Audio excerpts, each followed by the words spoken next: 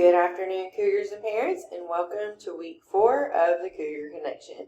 We had a really great week here at Simons Middle School this week. We even had our very first dance. It was hosted by our SMS cheerleaders. It was a great success. The students had a great time. I'm sorry, parents, I know the traffic was pretty crazy on Saturday night, but all feedback from kids was it was a great time. We do have several events upcoming this week. On Monday, we do begin map testing. Students, you will be map testing and reading on Monday. On Tuesday, map testing continues with math.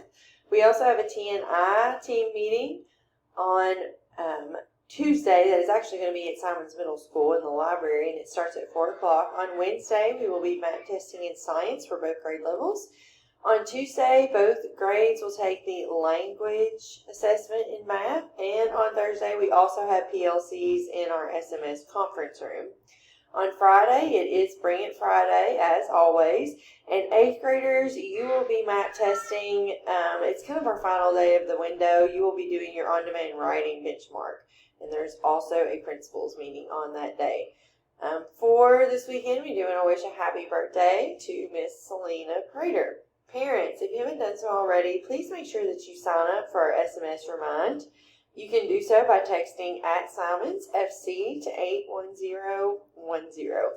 And also don't forget about the open house that is upcoming. That's going to be on September the 14th. It will begin at 5:30, and it will be right at that 4.5-week mark where you can start to pick up midterm grades and meet teachers, voice concerns if you have those.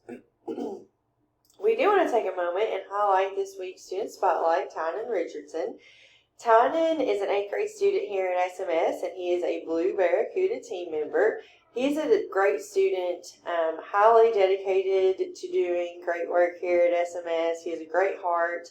Recently, he pitched the idea to myself and to several other staff about creating a school newspaper, and he is hoping to have this released in the near future. When asked why he wanted to do the school newspaper, he said he thought it would be a fun way to give students another way of communication about the events at our school. He is also a member of the SMS band. He plays trumpet and recently picked up playing the mandolin. I think that the mandolin, from what I understand, is something that he may have learned from his grandfather. He also participates on the archery team, and he loves fishing. He's a member at the Southern Manor Baptist Church. He's very active in his church in Vanceburg, and we are extremely proud of you, Tynan.